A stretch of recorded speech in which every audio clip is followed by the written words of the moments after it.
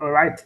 Thank you so very much for our participants and, of course, our panelists for joining us today. And, of course, welcome to the Rethinking Economics International event. And the event actually is being referred to as Economics, Education, and, of course, Climate event. And, of course, I hope your facilitator for today. And, of course, we are looking into the issue, which is climate reparations. So just to talk through about climate reparations, just these are initiatives that try to seek, or actions that try to seek, compensation or support for communities that have been impacted by climate change. And of course, we see these actions that are really should be grounded in real world, principles, and of course, trying to ensure that these nations who have been impacted, and of course, they are being, compensated, or rather, supported technically, or other initiatives. And of course, when we talk of climate equations, there are certain aims that we can look at. These aims are towards, social, economic, and environmental, inequalities, because we see that a lot of inequalities have been happened with regard to climate change and how these causes and also effects that have been, uh, come about because of climate change. And of course, the background of our campaign today, we are ensuring that we are saying that the world is facing the devastating effects of the heating planet. And of course, we are, with the climate-related disasters increasing in frequency and intensity, I think we see this, discussion to be crucial so that we can ensure that we address, inequalities that are about because of climate change in different areas. And my name is Thompson Silomba. And of course, we've got our amazing panelists today who happen to be with us. And of course, I'm going to introduce them, but I think they'll be able to introduce themselves better than I can do. So we've got Professor Jayati Ghosh, and of course, we've got Sitwala, we've got YiYi, and of course, we've got uh, Naima. So to get started, I'm going to introduce to allow Sitwala, who is going to be first, but we can just do it for your presenter should be under 5 minutes, and of course we should be done. So you can just tell us your name, and of course where you are calling from, and of course to our participants, I think as well you can also post where you are actually connecting us from in the chat box so that we get to know one another in a more insightful. Over to you, Sitwala, and it's your time now. Thank you very much, Thompson. I hope you're able to hear me clearly now. My name is Twala, as earlier mentioned. I come from Zambia. I work around issues of environmental sustainability and climate justice here in Zambia. I work with a youth-led movement called Youth for Climate Justice, where I serve as its movement manager, but I also sit on a board called Youth Service Zambia, which works around issues of climate change and how it affects social sectors such as the education sector in particular. Really, for us, when we look at the issues of climate change, but maybe I'll just give a bit of a context to climate change in Zambia. I think Zambia, obviously being one of the countries that is in the global south, is one that's not really been spared from the effects of climate change. And when you look at the situation that is happening, that is pertaining on most of the southern part of Africa, where we've got the El Nino effects that have been felt. But even just before that, we've had situations where the impacts of climate change have affected this country badly. And for us, this becomes a climate justice issue other than just a climate change issue. Now, when we look at it from a climate justice point of view, we then look at sectors such as the education sector. The education sector is affected already. When you look at Africa, accessibility to education still remains the privilege of the few. And when you come down to Zambia, education is not something that is easily attained, especially for those that are in rural setups. You might also want to know that because education is a human right, by virtue of having people that are unable to, attain this education already by lack of facilities that are probably not adequate enough to accommodate everybody to be able to attend this education, that already means that their infringement on human rights is already happening. But then when you couple this with the effects of climate change, it means that it further exacerbates the situation, which makes it very difficult for people to actually attain education, and their human right is practically taken away. But also, when you look at it from the social sector point of view, when you look at health, we've got situations where mothers have to give birth from their homes, or their bridges are cut off. They cannot even access a health facility that has got a proper, maternal facility. And so that itself also just puts the situation of having mothers that are not able to have safe deliveries. And obviously that also threatens human life, and it's just a threat to, it really diminishes the universal coverage to healthcare. So when you look at it from the Zambian perspective, really the issues of climate change are things that are affecting society. But also, when you look at it from the perspective of the El Nino in terms of food security, already Zambia is experiencing a drought. We've not had enough rainfall, and most of our small-scale farmers that supply into the food system, or into the into the food reserves of the nation, are small-scale farmers without access to irrigation. So it then means that their farming is mostly based and dependent on rain-fed agriculture. With the current situation prevailing in Zambia, it then means for that these farmers, firstly, their livelihood is taken away. They've got no source of income, but also it then talks to issues of food security. It then means that also from a nutritional point of view, we are threatened with food security issues, because then the country is probably supposed to be looking for aid now for relief food from other cooperating partners, to be able to ensure that the masses really, or the citizenry, have got a decent meal and they've got food on their table. So this, the climate really injustices that are happening are really pushing, if I would say, the poorest in society to a larger extent to become more vulnerable. Now, for us, I think our cry has always been that we should have a fund really that speaks to ensuring that those that have accelerated, really that are coming from the global south, our cry or our plea is that for those that have polluted, for those that have industrialized, for those that have put us in this situation where we are having a climate crisis, we all have we all have one ozone layer. All this pollution. Yeah. So in conclusion, really for us, we talk about ensuring that the countries that are in the global north and those that have really industrialized and they've got economies that are working, I think the conversation about ensuring that nations such as those of us that are in the global south to be able to help us adapt to the current situation that we're finding ourselves in. I think the issues of having funds trickling down to those in the global south should not be a thing that is more of aid that is being pleaded for. I think for us, it's more of people taking responsibility for the damage that they've created to the environment.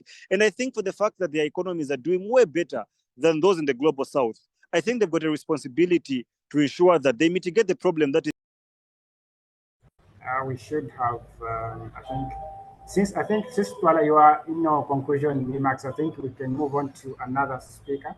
And thank you so much, Twala, for your insight. And of course, thank you so much for your sharing. I think just shared what really what is going on really in communities from Zambia, and of course the impact of climate change, the cause, and of course what should be done about it. I think this is what we are here for, and of course, for now we are going to hear from Yi, who is going also to share, about climate, reparations, and of course what you really, in terms of how we can address, this global equality in terms of responding to climate, disasters in the context of Bangladesh. So over to you, Yi, and of course, thank you so much. Thank you. Thank you for the inviting me to talk as a panelist, and especially thanks so much, Rose and the Thompson. And yeah, I want to talk about my experience for the climate change and struggle for climate justice in Bangladesh and Asia, also internationally. I think that the perspectives of the people who suffer most are not heard enough. Therefore, we will discuss here. And let me tell you shortly first that I belong to Marma indigenous community in the Chittagong Hill Tracts in southeastern of Bangladesh. We are a small ethnic group living at the border to Myanmar. My hometown is Bandarban. And I mean, we got 5 minutes, so that's why I just going too short. That's why.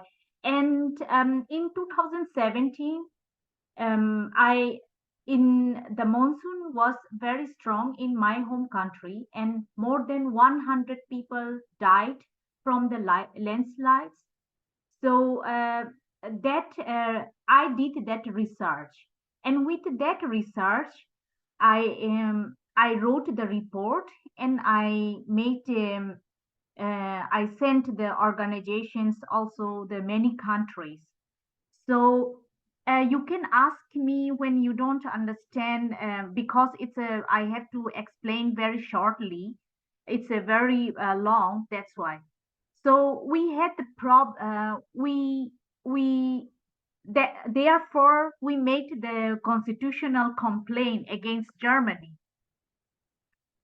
So at that time we made three groups that urban poor in Dhaka and indigenous community from my home region, and then the third group is also the from the southwest of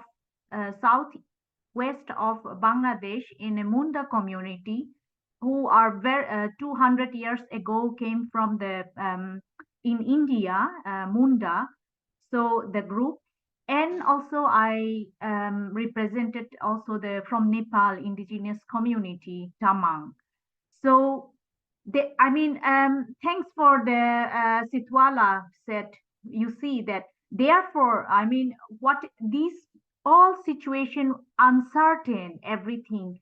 That's why we went to make a case against Germany, and that's why we won the constitutional case against Germany. So this is you can ask me when you have a question you when you don't understand, because I'm just little bit going through to just explaining. And I would say in my country that climate emergency means that climate crisis is not just abstract phenomenon in Bangladesh, but part of people's our daily lives. That rising sea levels are threatening livelihoods and causing destruction. Is a huge problem is also the salinity of the soil. This is something you might not be aware. For the due to rising sea levels, the soil becomes more saline. I mean, thereby making agriculture almost impossible in the coastal areas. And you have heard that Sitwala said that there in Zambia there are drought. In our country also, in Bangladesh, that a drought is the most some places.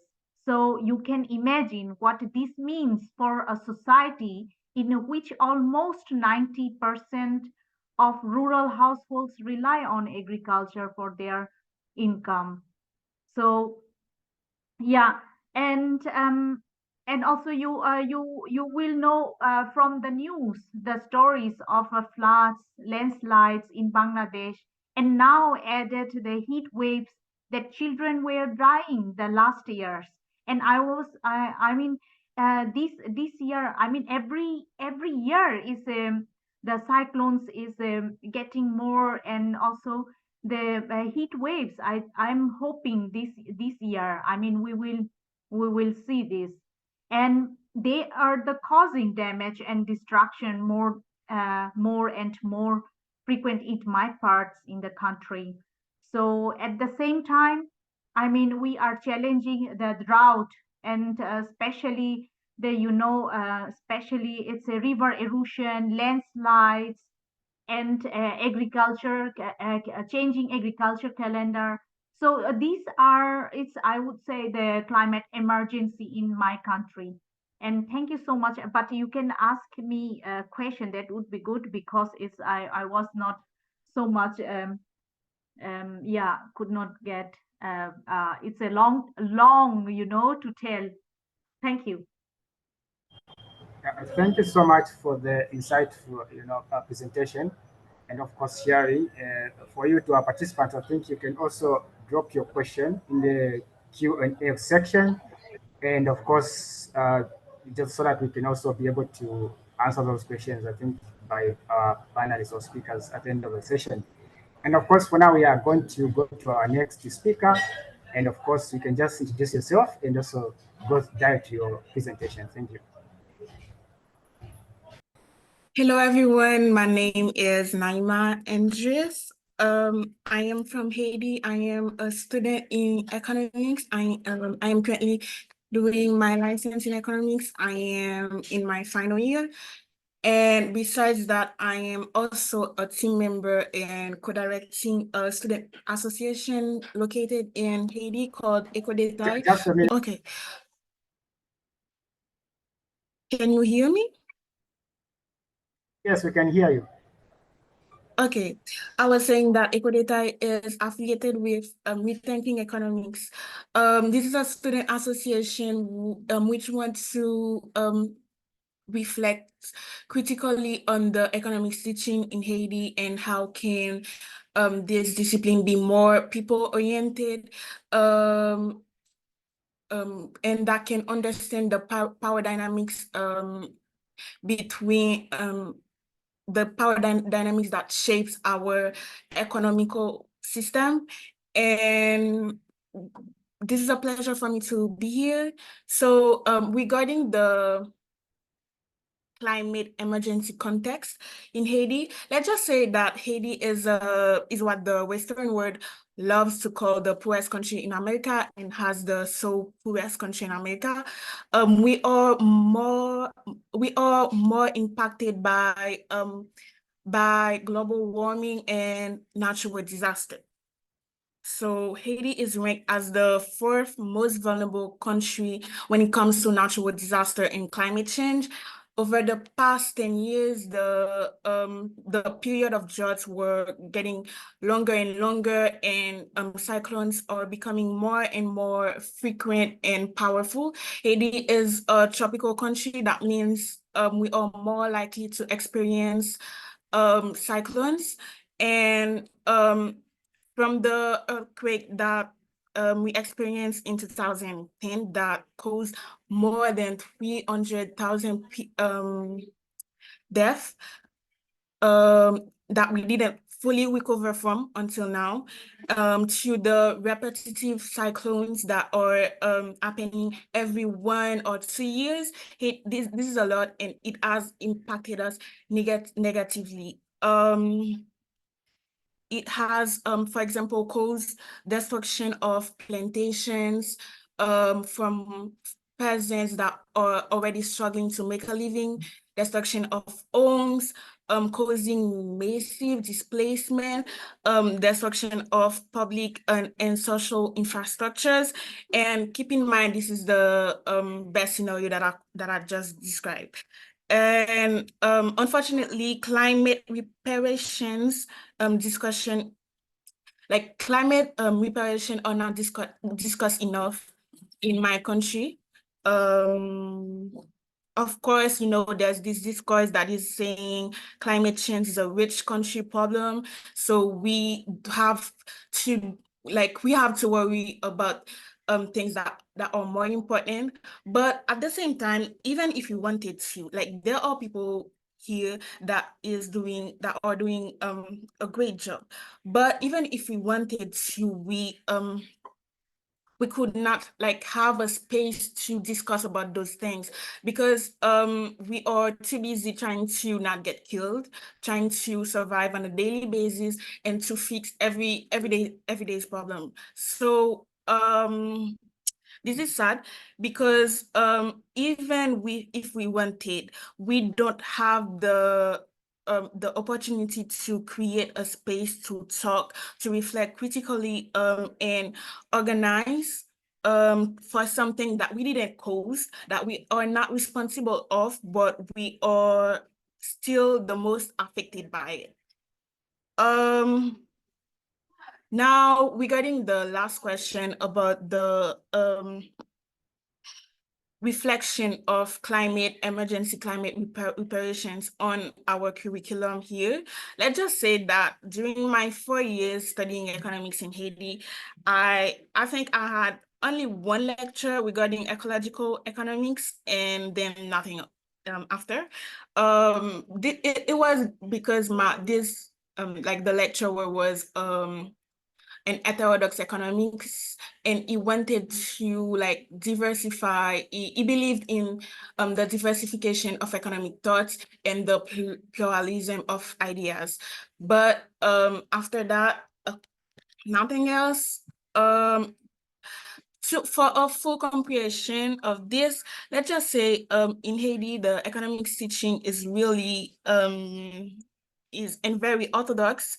Economics teaching is based and reduced to your ability to transform economic problems found in economic textbooks into big equations and rigorous math. So I know I have only 5 minutes, so if you have questions, you can ask me later. But I think this is it. Thank you for listening. All right, thank you so much for that insightful sharing and of course presentation. And we are going to go to our next speaker. And of course, we're just going to talk more about issues and of course that has to do economics. And I would like our next speaker to just tell us a little bit about yourself and just go direct to your presentation.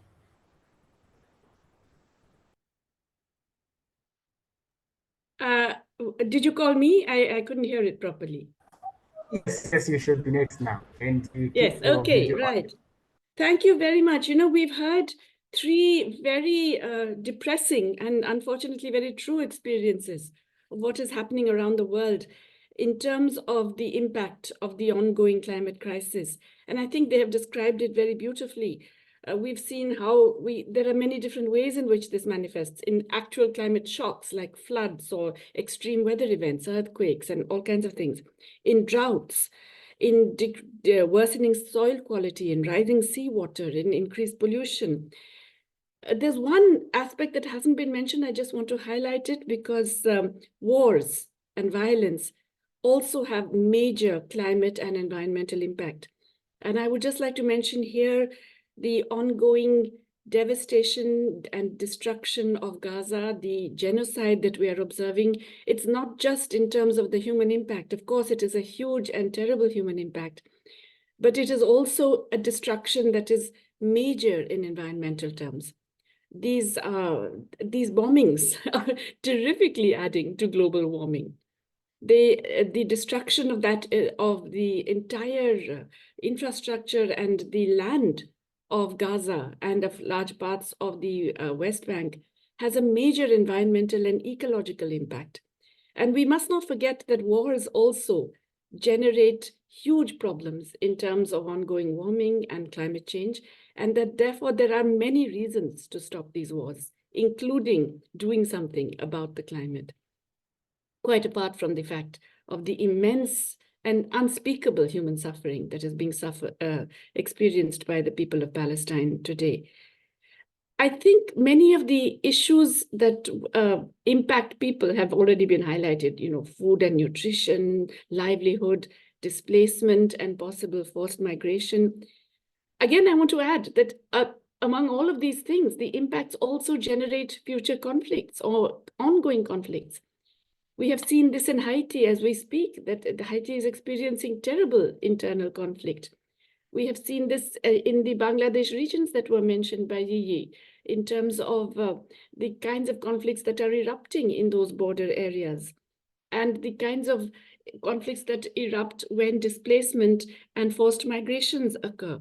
So there is also this interweaving of conflict in both creating further climate change damage and in resulting from it as well.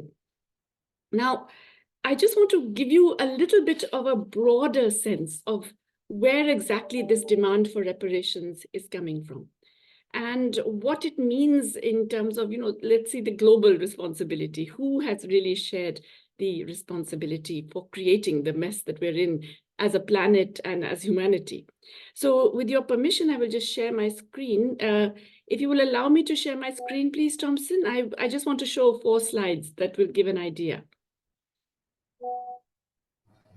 I think Ross should do that. Ross, can you just enable my screen sharing, please? Because I just want to... There we go. You should be able to now, Professor Okay. Ghosh. There we go. All right. Yes, here we are. Okay.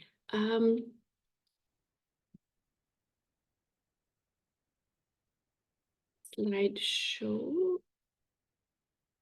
There we go. So, first of all, let's just recognize the role played by certain countries. And as you can see, the developed countries of today, around 14% of the global population today, have accounted for almost 80% of the cumulative carbon emissions between the mid-19th century to 2011. Now, you could say that, wait a minute, in the mid-19th century, nobody knew about climate change or carbon emissions and so on. And so you can't blame people for what happened when no one knew about it. But it turns out that around half of those emissions occurred in the last 30 years, in the last 3 decades, and everyone knew about it at that time. Everyone knew that their carbon emissions are a problem. Everyone knew that global warming is an issue. And it's very clear now the US State Department and everyone were fully aware of the consequences. And yet we find that half of these historic emissions actually occur in the last 30 years. If we look at the big emitters, now these countries together are about 2/3 of global emissions at the moment. But the typical thing that is done is to say, well, let's look at total emissions, and then the US, China, and India emerge as the 3 largest. But we should really be looking at it in per capita terms and in terms of the final demand, not just, that if you import a lot of carbon intensive stuff and you said that we're not responsible for it, whoever's producing is responsible for it. That's not the best way to go either. So it's important to look at per capita emissions by final demand. And here we see the United States is way ahead, I mean, really out of the ballpark in terms of the per capita emissions, 18 metric tons per year. Japan, Germany are also very high. Russia is high because it's an oil exporter. But the UK and France and Italy, these are not countries, these are really because of the patterns of consumption within these countries that have generated this very high emission. You can see that China therefore emerges as much smaller. It's only 1/3, less than 1/3 of the US in per capita emissions. India, it's very, very small, 1.5 metric tons only. It doesn't mean that everyone in India does this, because the rich in India have carbon emissions that are out there with the big, the billionaires of the world. So this, you have to bear in mind, there's a lot of internal differentiation. Now look at the impact. This is the change in potential GDP per capita. This is just one estimate. Everybody makes different estimates. But notice that the countries that are the most responsible historically and currently are not worse off. In fact, some of them are actually going to be better off. That is Canada, large parts of Northern Europe, Russia, etc. They're actually going to be better off. And the countries like the US and China, which are big emitters at the moment, not so badly off. Yet South Asia, most of Sub-Saharan and, well, most of Africa really, and significant parts of Latin America are very badly affected, to the point of losing, almost 100% of GDP by the end of this century. And this is an estimate by UNICEF of the children and the mortality of children that is likely to be because of the climate change. And once again, you see that it is South Asia, Africa, and some parts of Latin America, particularly Central America, that are the worst affected. So you can see how unequal both the creation of the problem and the impact of the problem are already. This is an estimate from the World Inequality Lab, and this is not on the basis of countries. It's on the basis of, the rich versus the poor. Okay, and this to me is a really telling and very depressing chart. It tells us that the bottom 50% are going to face 50% of the global population. Okay, so the bottom half of the global population in income terms, they are going to face most of the climate change impact, 75% of the impacts, even when they have only 12% of the emissions. So even now they're contributing hardly anything. And in terms of the wealth ownership, the capacity to finance, they own only 2% of global wealth. So basically they have no capacity to finance either mitigation or adaptation or loss and damage or anything. Look at the other end, the top 10%, the richest. Now remember that these richest also include the rich in China and India and Brazil and South Africa and so on. We have in India some of the richest billionaires in the world whose emissions, their private jets and their lifestyles and etc. are again off the charts. This richest group, they contribute nearly half of global emissions. Just imagine, just the top 10% of the population contributes half of global emissions. But they're going to face hardly any of the consequences. Only 3% of the relative losses comes to them. Meanwhile, they are the ones who can actually finance this transition. They are controlling more than 3/4 of the wealth of the world. So this is something that tells us a little bit, I'm going to stop sharing now, tells us a little bit about the nature of the problem and why reparations is a valid and just demand, okay? Now, we have to recognize, however, that while it's a valid and just demand, and it should certainly continue to be made, nothing in the current geopolitics or in the political economy of the world suggests that it's going to happen, okay? We have seen that the G7 countries are not leaders of the world at all. They're leaders of themselves, and they look after their own national interests, or rather they look after the interests of the capital, the large capital that they are closely in league with, not necessarily their people. And we have seen that the multilateral system is broken, or let's say running on very, very low battery now for a significantly, in the current period. So it's really unable to meet the challenges of our time. This is really why the COPs, the Conference of Parties, these are meetings that have been held now. This is the 28th COP that was just held in Dubai, and this year will be the 29th COP. These Conference of Parties, at one point there was hope because this was an international gathering that was trying to, generate commitments, but there are many problems.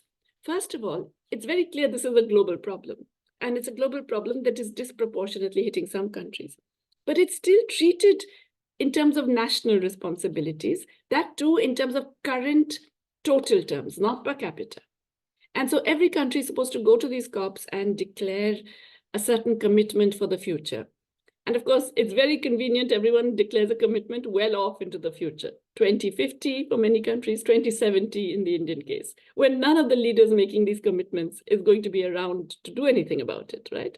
And so, they can promise anything 30 years from now, it doesn't matter. Meanwhile, the idea that because this is a global public bad, if you like, this is a terrible thing that is going to affect all humanity. Climate change does not respect visas and passports and borders and so on. We should all be doing something for it, and we should be focusing global finance to ensure that we can mitigate, that we can adapt to the ongoing stresses, and that we can pay for the loss and damage that is happening. That has not happened. The COPs don't do it. None of the global institutions does it. The IMF is supposed to have been doing it. They've set up a trust, the Resilience and Sustainability Trust, supposedly to deal with these issues. Its performance so far has been pathetic. I can tell you more details if you want, but really it hasn't really managed to do anything. And the amounts involved are so small, so delayed, so tiny, that countries that have had huge climate shocks very recently, Pakistan, Bangladesh, Haiti, we've just heard from them, have got virtually nothing from that. So why are the COPs failing? Why is the multilateral system failing? There are a number of reasons. Let me just mention 4 of them. There is denialism, or, this attempt to, some countries, some governments really still are in denial in terms of the extent of the problem and the fact that it's already happening, especially the countries in the rich world, because they're facing less of that problem. Then there is the national versus the global interest. I've already talked about this, but there is many of the expenditures that have to be made will not necessarily benefit people in one particular country, but they would affect many of the poor who have less of a voice within countries, and many of the poorer countries who have less of a voice within the international order. So the problem is that too much of politics is determined by what is perceived to be the national interest, and particularly what is perceived to be the interest of large capital within countries. And that's another major problem. The third problem is that of the short run versus the medium or long run, or actually it's no longer long run, the short run immediate, like this year, this month kind of thing, versus 3 years from now, 5 years from now, 10 years from now. And we saw this during the situation that emerged after the Ukraine war. We saw how countries that had been swearing that they're moving to net zero, that they're going to electrify everything, that they're moving out of all the fossil fuels into green energy, suddenly backtracked. All it needed was a little increase on a threat of a change in supply in terms of Russian oil and gas. And suddenly you have Europeans going for coal or going for, extremely problematic new fossil fuel. You have the United States investing much more in fossil fuel, including in gas and in shale. And you have, countries completely backtracking on their commitments because of this immediate short-term problem. Instead of thinking, well, this is an opportunity for us to actually change our production structure and our consumption structure away from fossil fuels, everybody responded in a knee-jerk way to quickly move to backtrack from their commitments. And of course, because those commitments are far in the future, you can say, oh, it doesn't matter. It's not going to affect us, our eventual getting there. By then, it will be too late. It's very clear. Last year, 2023, was already a year when the global temperature was 1.7 degrees higher than pre-industrial times. So we are already beyond the 1.5 degree limit, if last year is to be believed. And heaven knows what this year will bring. And the final problem, the reason why it's failing is, dare I say it, it's capitalism.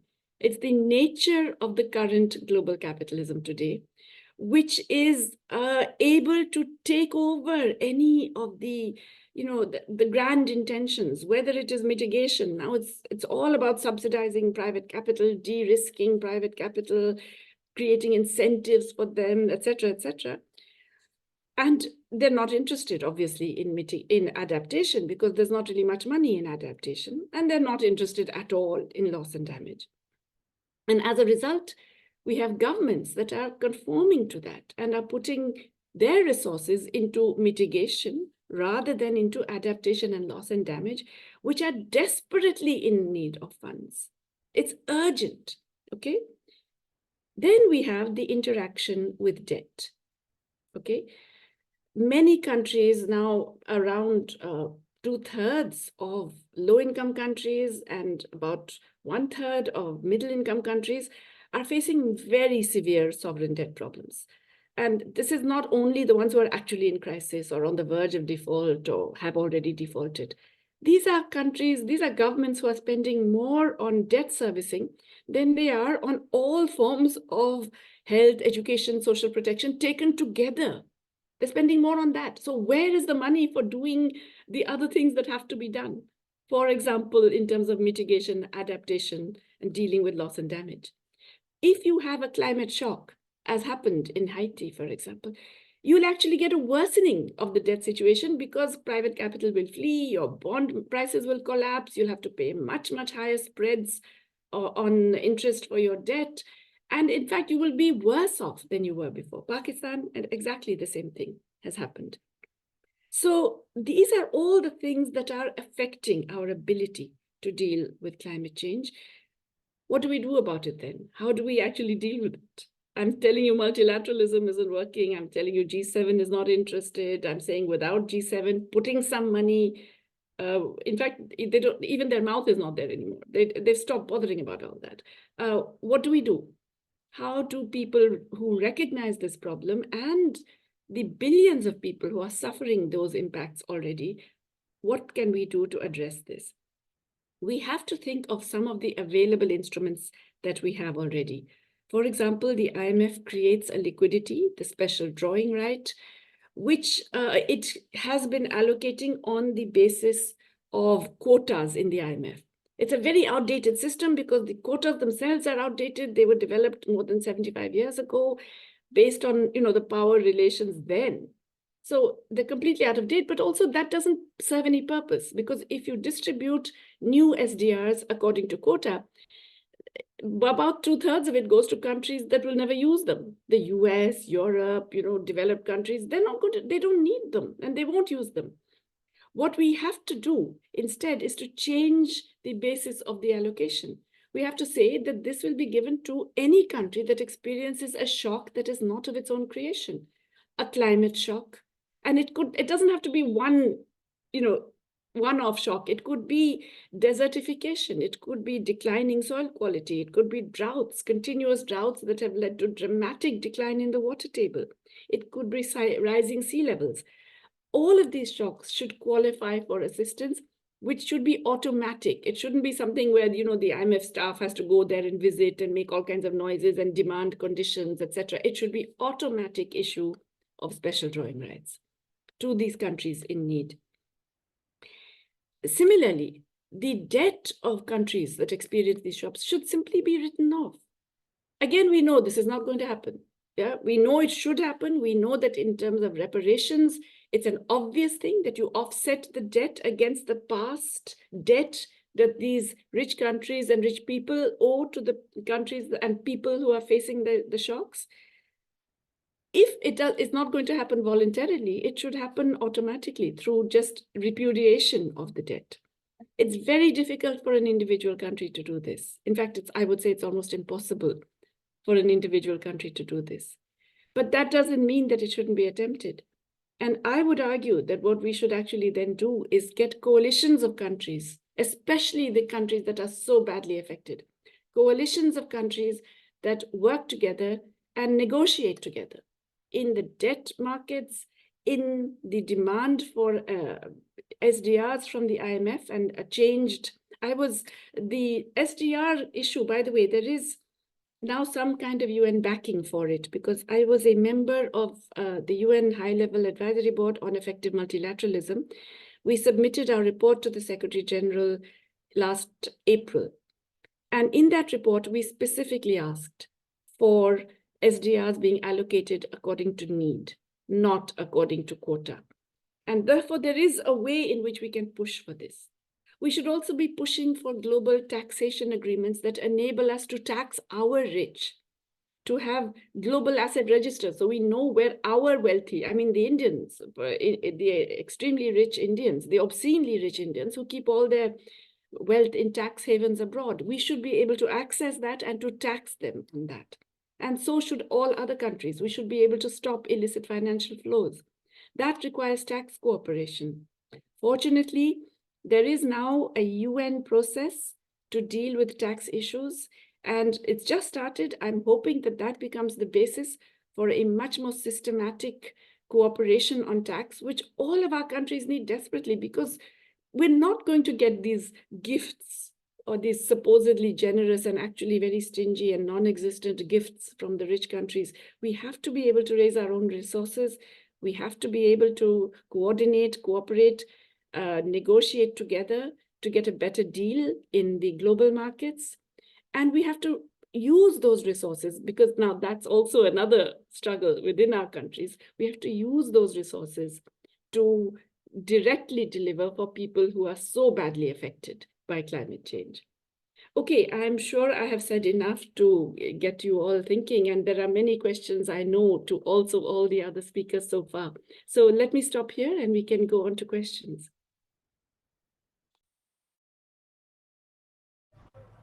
Right. Thank you so much, Professor Ghosh. And of course, it was very insightful to just hearing from you. And of course, you're sharing, I think, as a difference, not only to me, but listening in this live call and as well as those who are actually on YouTube live. So right, I think just Thompson, I think your signal's broken up a little bit. If you've got any question, I think you can ask. Sorry, Thompson, I interrupted you because I think your signal broke up, but it then started working again. So do you want to finish your point?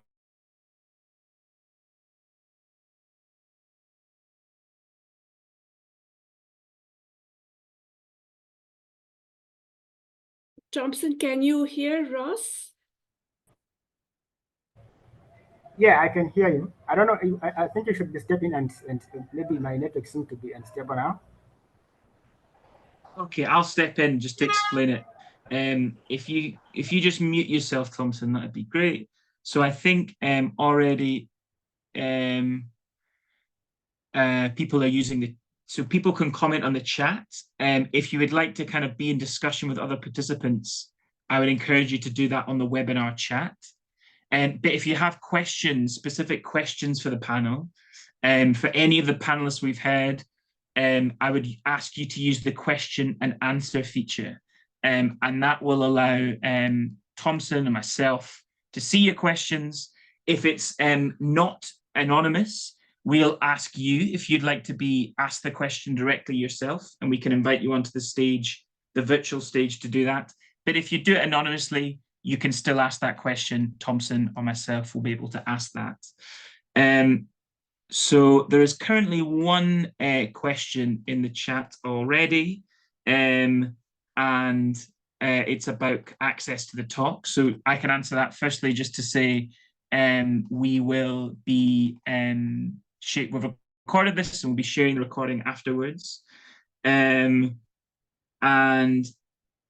so there's a few questions in the chat, and I see Elul has her hand up. If all the panelists could turn their video on, if you can. If you have a poor connection, then don't worry about it. But if you can turn it on, please do. Thompson, do you want to? Can we just check if your internet bandwidth is back up to normal? I think it should. So there is a question in the chat. I think we should be able to invite Iseji to, if you want to ask a question on live, I think we can now allow you. But if you do not want to, I think we can just read the question, and then I think Professor Ghosh should be able to respond to that question. Harshit, you now should be able to unmute yourself and speak and ask your question directly.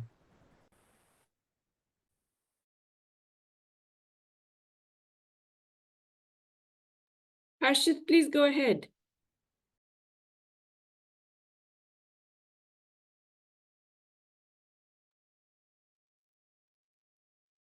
Harshit, can you hear us?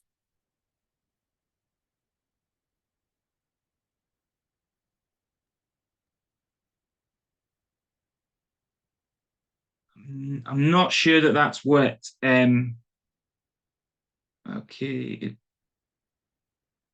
Jayati. I can read Harshit's question. Great. Should I do that? So Harshit, I'm sorry, we couldn't hear you actually. So Harshit is asking, what is your view on carbon taxing? And do you think carbon trading can be a good option to dealing with climate change? So I actually am against carbon taxing. This is not a very popular view, right? And where I am, I teach in the US at the moment, everybody believes in carbon taxing. They think it's a no-brainer, that it's obvious that it's, you have to tax carbon and get the prices right and so on and so forth. This is wrong for two reasons. One is because carbon taxes are extremely regressive. What you do, you tax, let's say, oil or gas or, coal. And these are extremely essential for all production and distribution, right? So if you raise the price of oil or gas or coal, it's the price of energy, and that enters into all prices of production and distribution, which means inflation, which means all prices go up. And therefore, ordinary people, common people, have to pay higher prices for transport, for food, for you name it. That's the wrong way of doing it. If you want to disincentivize these particular types of energy, you have to actively promote the other ones and make sure that any price increases in oil and etc. are not transmitted to ordinary people. That is never discussed when carbon taxing occurs. And also, as I just showed you, the real problem, in fact, is not with the world's poor or with most of the people in the world. The real problem is with the rich. The rich, the top 10% of income across the world, account for half of global emissions. If we could bring the top 10% down to just the average European level, imagine, not just, only the European level, not the Indian level, the Chinese level, but the average European level. If you could just bring the top 10% down, global carbon emissions would fall by 1/3. Imagine. So we really have to be doing something about the rich. We have to, first of all, tax the wealthy and make them less rich. We have to curb their emissions. So yes, have specific taxes. If you want to run a private jet, you have to be taxed maybe, 1,000% per flight. If you want to build yourselves these crazy houses with, 97 bathrooms and etc., tax that. There are ways of taxing the rich. If you want a trip to the moon, tax, well, don't just tax that. I think you should stop private trips to the moon. But, these are things that you can do. And so we really have to focus. I've showed you the problem is distribution. The problem is inequality. So let's curb that inequality. Carbon taxes actually makes the inequality worse. It affects the poor much more than it affects the rich. Elon Musk doesn't care if you put a carbon tax, he won't notice it. But the poor of the country, the people in Bangladesh, the people in Ghana, the people in Haiti, they are going to notice that price. And it's going to affect their consumption, and they are already suffering from everything. Carbon trading is another, let me put it this way, I think it's a scam. Carbon trading is basically a way that allows big companies to continue doing exactly what they want and then claim that because they are paying somebody to maintain a forest somewhere or the other, or do some other good thing somewhere else, that they're fine, they're net zero. That's nonsense, okay? And it doesn't work. All this has done is shift the emissions around a little bit. It has not actually reduced emissions at all. This kind of market-based solution, so far we know, it's been tried now for the last 30 years, and we know it has made zero difference. We know that, in fact, the emissions of big capital, of big corporations that are supposedly getting better and better have not come down. They only come down if you force them. If you link a subsidy with delivering on your own reduction of emissions. It's happened with the airline industry. All this time they were doing this carbon trading and they didn't reduce emissions. Now in Europe, they have been told you're not going to get a subsidy unless you actually reduce your own emissions. And that's the kind of thing that works. So I would argue that the carbon tax and carbon trading, I don't think they work. And I don't think that we should see those as solutions. Should I go on looking at the questions, or there's an interesting question from an anonymous attendee who says that climate change is a global north issue. This I'm going to ask the others to respond to, because I think they are really much more conscious of how it's not a global north issue. Let's get Naima and YiYi and Sitwala to respond to this.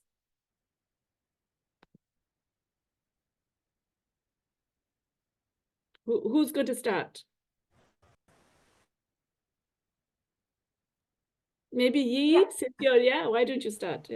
Yeah, that's the very interesting that in a national level, I just want to share the in indigenous communities who are contributed least, their voices not heard. Like they are indigenous people, and who are most, I mean, as a in a inside national, if we can say that, um, internationally, who give the money from the who are emitters. For example, Europe, they are giving the money to national level to government. Also, that they said, we need the forest, so we are paying. And in a national level, also the forest, who, I mean, indigenous people, them who are living with that forest and land, and they are excluded from the economic, because they said, this is the forest, reserve forest, you cannot enter. So who are, I mean, the indigenous people who are living from the honey collecting, who are the wood collected, and who living that, and they are the I mean, they are the excluded from that. I mean, they cannot enter in the forest. So can you imagine this? And also, if I mean, they are the most vulnerable people, their voices are not heard. And in a COP 27, 28, who gets the seats? Who gets to talk there? In a COP 28, that people are, they have the meeting, and but the indigenous people, or who are the most marginalized people who suffered, their voices is, they don't get it, their voices are not heard. In a national level, that when they have the flood, or drought, or the landslides, who lost their families, and their voices are not bringing. So that's why I always said in inside the discussion that we have to bring together and to talk as a common voice. I'm so um, very happy to this networking, to getting from Haiti and from Zambia, and Professor Ghosh. So this like this, we have to do together our voice, and the bringing that, and then who did not contribute, who are excluded from their economical, they who cannot run, so they can be. That's why I made a case against Germany. The um, for they are insufficient, that they said 2020 2050 they targeted that they will be done, but they are, it's a constantly global warming. And I had the opportunity talk there with the Austria. They said, in our country we little bit emitters, that is, they said. So this little bit, we are in a tipping point, we lost people, we are losing all. So this always, I mean, when I talk, I want to bring so much, but this is the thing that we have to bring. And I see is in a participants, it's 50%. So this is the our networking. So we can make this from this networking, and we have to bring this strongly.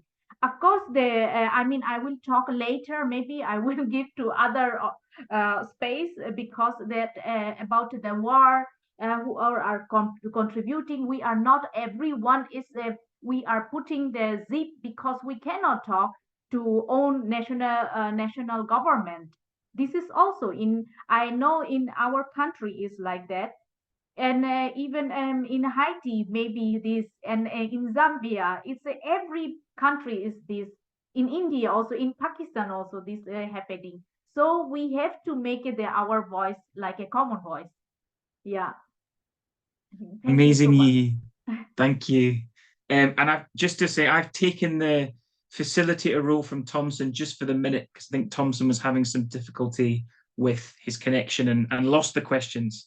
But Thompson will still be here. Thank you very much for that, YiYi. And So it's not just a global north, global south question. It's an international question, international between countries, and it's a intranational question between people, indigenous groups, and the governments. Naima or Sitwala, I don't know if you've got any thoughts to add on that question about what do you say to those who claim that climate change is a global north issue? Naima or Sitwala, would you add anything to that? Hi, Ross. Can you hear me? Yeah, we can hear you. All right, great. I think coming from Africa, this is something that we normally hear a lot, and always on our side from the African perspective. I think that's also been the narrative really that's been pushed, and I don't want to ridicule any ideologies, but also this is an ideology that has been pushed by the Pan-African movement because they believe that the issues of climate change are a way to keep Africa poor and not let it develop. But also to claim that the issues of climate change are simply an issue of the global north, I think it's a little bit not being honest with ourselves. um, there is evidence, and I think for far too long now we've wanted to see how bad the impacts of climate change could be, and I think the impacts are there, and I think that we're able to see the results. I think coming down from where we are right now in Zambia, I don't know if you heard me when I started talking in the first place. I actually said we do not have electricity. I've actually been pushed out of my workspace. I've had to go look for internet and a power source somewhere at a shopping mall. And this goes to the fact that we have not had enough rainfall because of the El Nino. And all these are issues of climate change. So we are at a point where we need to realize to say, as a continent, we're obviously divided by borders, but the atmosphere in which the greenhouse gases are emitted into, there are no borders there. We use one ozone layer. So regardless of who emits at what point, we still have one environment. There are no borders in the atmosphere. So we all feel the impact the same. And so the argument also has always been that we should let the global south first also, emanate, put enough emissions there for their development so that they can also easily adapt and mitigate because they'll have the resources. Yes, it would sound like a good thing, but then we need to realize to say also the atmosphere is not divided between the global north and the global south. So the moment we're already in a climate crisis, so the moment the global south then decides to say, let's develop at a faster rate, and then we pollute more and we put more emissions into the atmosphere, I think there'll be no planet Earth for us to look at, because now the little that we have remaining for us to save the planet would have literally polluted everything. So I think the results for us that are coming from the global south, really, we remain on being developing countries with a lot of debt. As the professor said, we've got a lot of debt on our hands. We do not have the resources to actually even mitigate these impacts of climate change, and hence the conversations of saying, look, can we have things like debt cancellation so that we can have enough money to mitigate stuff like this? But then we cannot just look at this as being an issue of the global north alone. I think there is enough evidence on the global south, and like we said, on the global north. Sitwala, can you be a little louder? People are having difficulty hearing you. Is this better? That's much better. Much better, much better. Okay.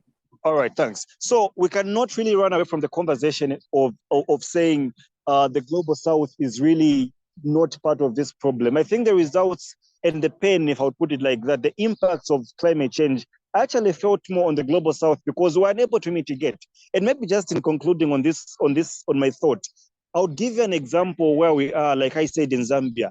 Our national food security is threatened because we've got a drought currently. So because obviously we've got a lot of debt as a country, we've defaulted on our debt, we've got a lot of debt to clear, we have a lot of responsibility, our treasury is running low, we practically don't even have cash. It makes it very hard for the Zambian government to even provide things like irrigation systems for the farmers to be able to do things, to be able to do agriculture out of the rainy season. So what then happens? But then if it's on the global north side of things, they're able to mitigate that by providing things like irrigation equipment to their farmers. So I think the impacts are felt more on the global south, And I think the moment we start having a mindset change and accepting to say, we've got a climate crisis that is here with us, and if you do things differently with our mind, with a mindset change, I think the conversation will be amplified and we'll be getting somewhere. Thank you very much. Amazing, Sitwala. Thanks very much. And often when we're at Rethinking Economics, when we're looking at economics education, we talk about the 3 Ds: diversifying economics, decolonizing economics, and decarbonizing economics. And it feels like, again, with this issue, we can't decarbonize without thinking about the other D, decolonizing. And if we try and do one without the other, we're going to see the kind of responses that you described within some of the Pan-African League. I think you had said rejecting the move towards addressing the climate crisis, which, as you said, is a very problematic outcome. But just, I mentioned economics education, which was kind of the dual purpose and focus of this event: climate reparations, climate justice, but also how that's reflected in our economics education. And there's, again, an anonymous attendee has written, nice presentation.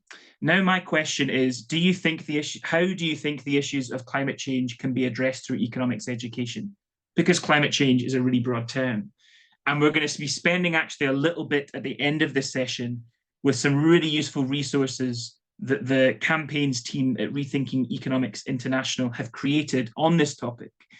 But that's going to come as we close. I guess I would invite Naima, if you, as an economics student, as someone living in Haiti, but also as someone that's very clearly concerned with questions of climate justice, how would you respond to this question? How do you think the issues of climate change could be better taught or represented in our economics education?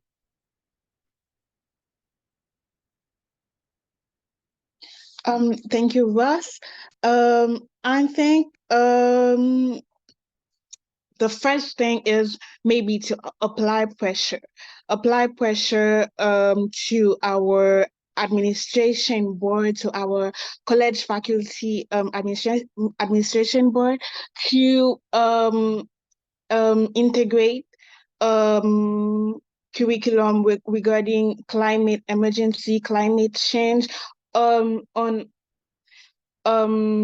just because this is a real problem. This is a problem that is impacting us, particularly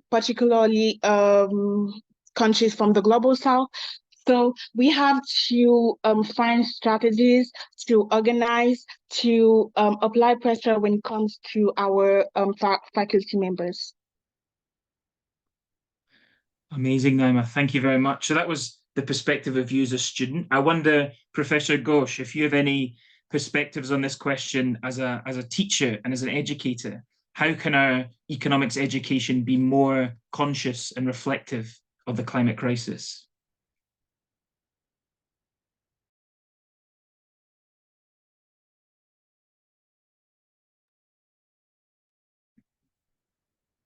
Professor Ghosh, if you've got any thoughts on that question.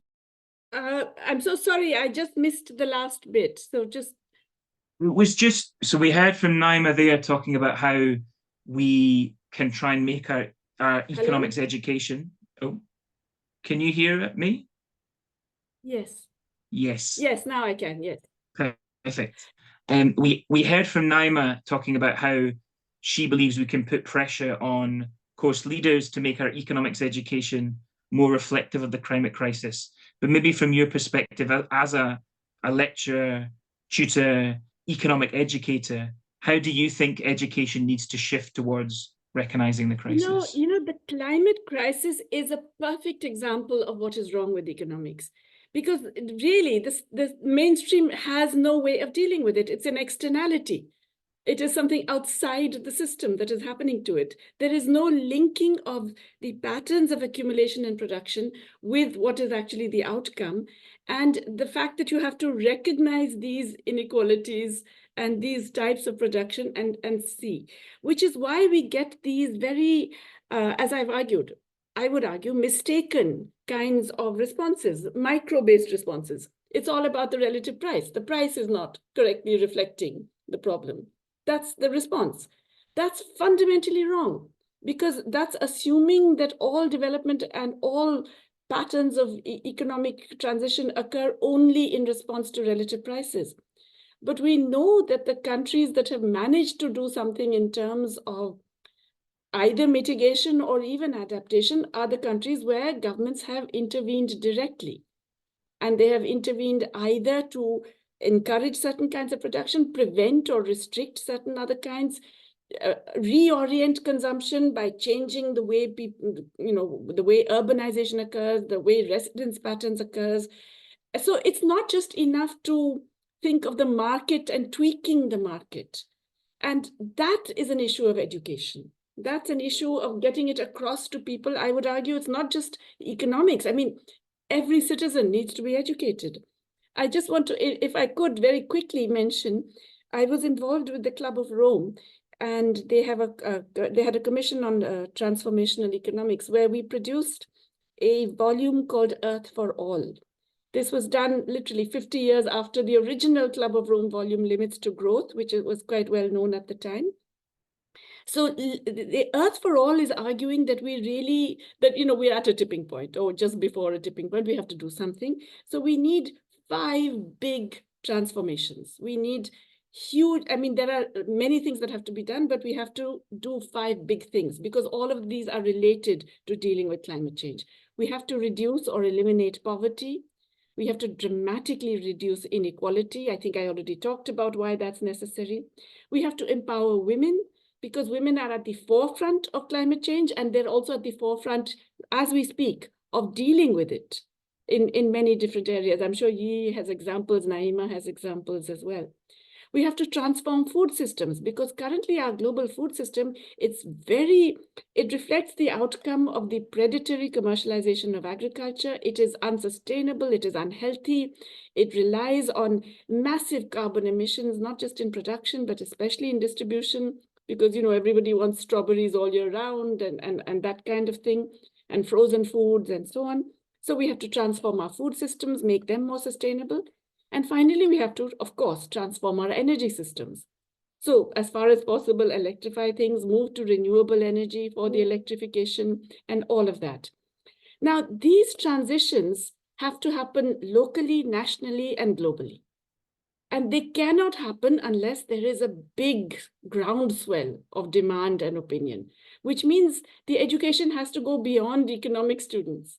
This education has to be for everybody. And it's the job of us economists, even if we're not being taught even if you guys are not being taught the right stuff in your colleges and universities, you have to learn that right stuff and go out there and tell other people. So rethinking economics, see yourselves now as the people doing this. You're not just rethinking the economics, you're out there telling everybody, because economics is too important to be left to the profession. It's too significant, it matters too much. And all of us, therefore, have a role to play in that broader education. That's quite the claim. Economics is too important to be left to the economists. So we're gonna, in a second, we're gonna hear from the Rethinking Economics Denmark team, who's been working as part of the team to create some resources that students around the world can use to ask to be included in their courses to kind of encourage learning on climate justice and climate reparations. But first, I just want to, Ross, I'm really sorry. Unfortunately, I have to leave. But I'm sure you're going to have a fascinating discussion, and good luck to all of you. Yeah.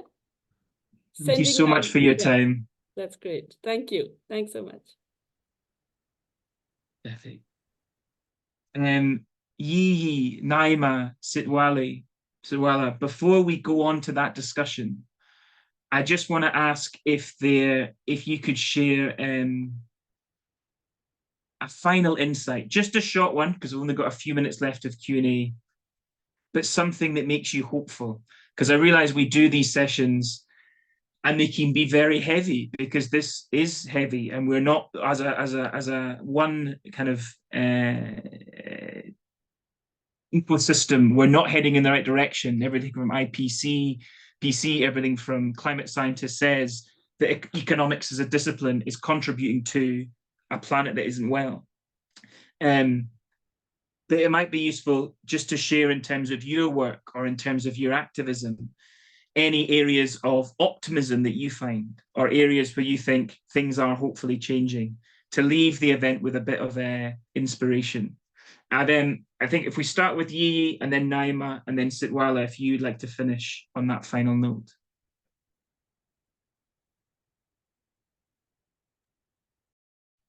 Yeah, what gives me hope in Bangladesh are many grassroots initiatives, climate activists, and organizations that working to somehow to adapt and also reduce the impacts of climate crisis.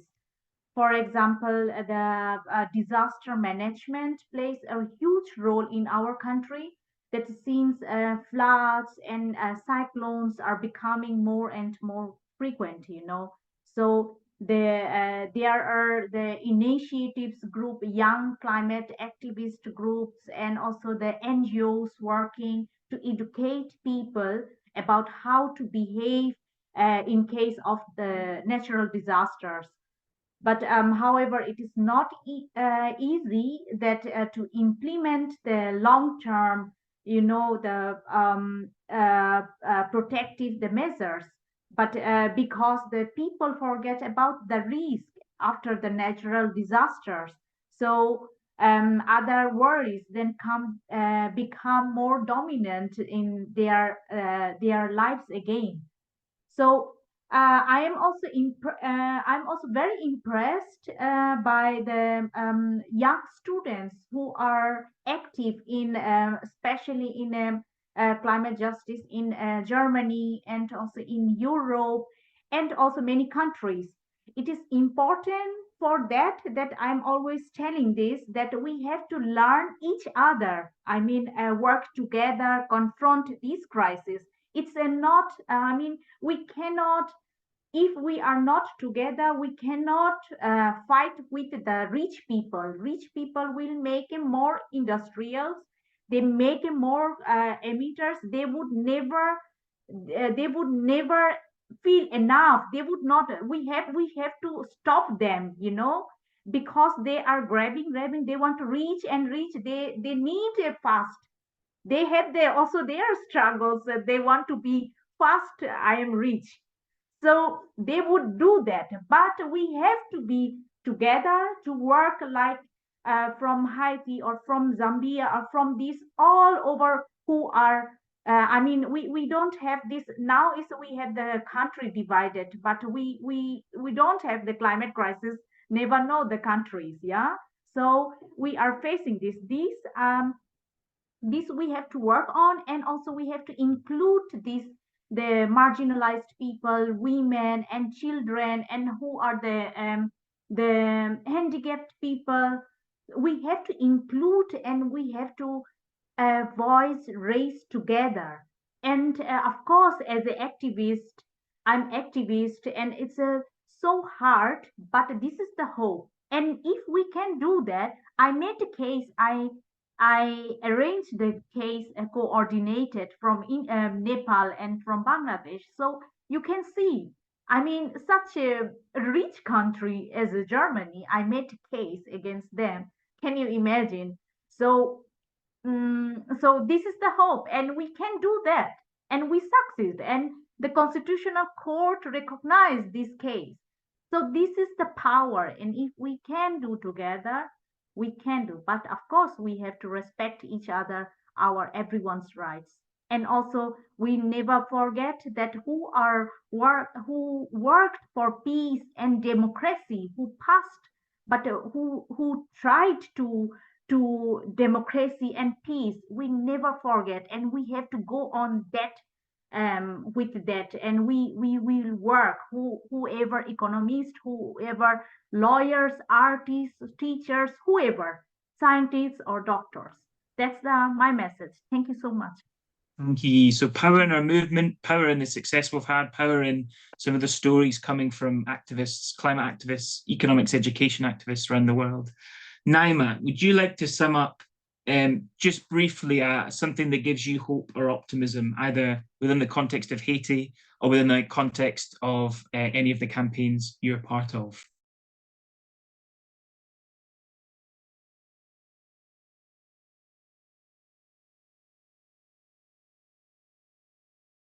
Naima, can you hear us?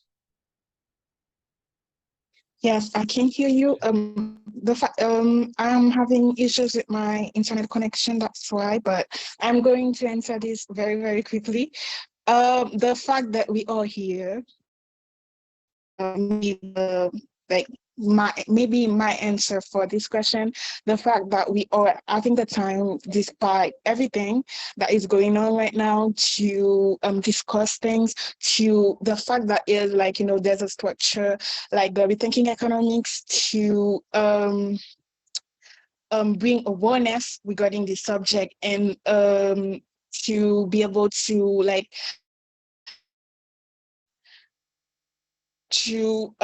have people from different backgrounds, from different countries, but facing the same issues, to be here right now to discuss things and to think about how we can transform the way we live right now for the better. How can we have a world that is more people-oriented and that is not harmful for the planet Earth and for human beings? So I think this is my big hope, like to just be here and to talk about things like that and to organize after that. Amazing, Naima, thank you. And then finally, just one final word, Sitwala, what gives you hope? So for me, really, I think what gives me hope from our context of the work that I do, where I come from, I think is the ability or the enthusiasm that young people have shown to taking issues of climate justice seriously, and realizing how much it's affecting them and how much of an impact it has on them as young people. And I think for me, really, when conversations have been had at that level by young people, and really having young people understand how much the climate crisis really is affecting so many sectors of society, especially the vulnerable. I think for me, it gives me hope to see that there's a group of young people that will be in charge of our affairs at some point, that will understand and take this issue seriously. And maybe just in conclusion to say that I think it will be very important as well to collaborate and learn from each other across our different countries, and how these issues are interlinked. I think some countries have done quite well in trying to, adapt and mitigate some of these issues. And I think it would be good to share stories and experiences amongst ourselves as people that are involved in this. But I think the power of young people and their ability really to take cognizance of the fact that we've got a crisis and we need to deal with it quite quickly, I think that's what gives from where I come from. Thank you very much. Thank you very much. And apologies, we're going to go 1 or 2 minutes over the time we'd said. But just for the last 5 minutes, I'm going to invite Mai to the stage. So Mai, if you should be able to turn your video on, and then we can see you. Yeah, I can't turn my video on. I'm sorry. No, that's fine. It says host has stopped it. But I can share my screen maybe. Yeah, you should be able to share your screen. Yes, can you see this? Yes, we can see it. All right, so just quickly, as part of our campaign, we did this teaching pack, which includes slides and an instructor's guide. So the content of it is an intro to climate reparations, and it has some information on loss and damage, and emissions inequalities and debt. So also some of these things that Jayati Ghosh talked about, and how to do these climate reparations in practice, and then some activities that can be done with students and more background information. And maybe Russ, you can share the link to the campaign pack or the website where you can find these things, because I can't share with everyone.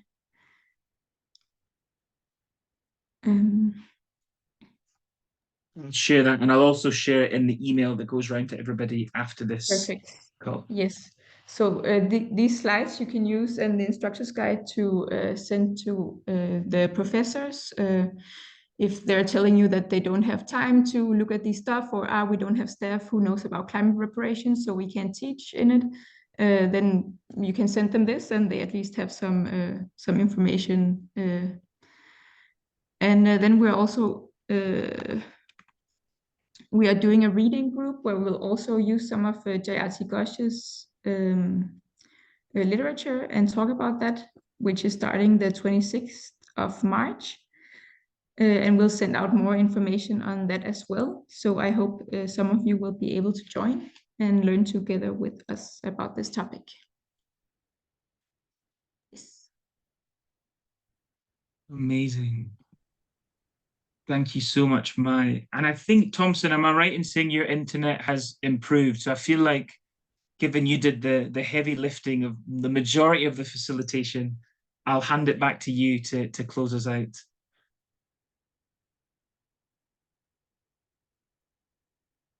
Maybe I spoke too soon. Thompson, can you hear us? Yes, There we yes, go. Ross. Thank you. Thank you so much, Ross, for the assistance. I think it has been helpful.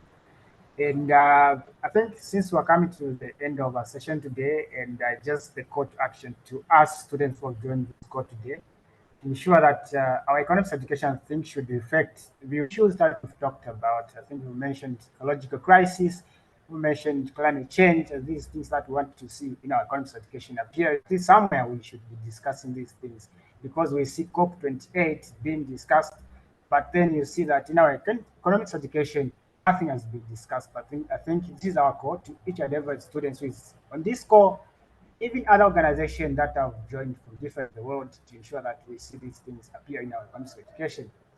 And final, just to say that thank you so very kind to our speakers that came on board and also spared your precious time to just talk to us, students, and also other organizations that have joined from different parts of the world. And of course, want to assure you that you'll be able to see our emails coming to you to invite you to other events that you'll be able to come and also share with us, so that we keep on learning and also implementing these activities. And last but not the least, I think I would want to mention that thank you so very much to the organizers of the event and the team that has been behind working around, tireless, working to ensure that this to happen. I think it's really amazing to see that our effort has been paid off. And yeah, I think that's it on my side. And yeah, I think we should, I can pass it on to Ross if there's anything that you want to add on to that. Over to you. I think that might be everything. Thank you very much, Thompson. Thank you to all our amazing speakers. Thank you to you for joining us today, and we'll be in touch with you very soon. Thank you. Thank you. Bye-bye. Thank you. Bye. Bye.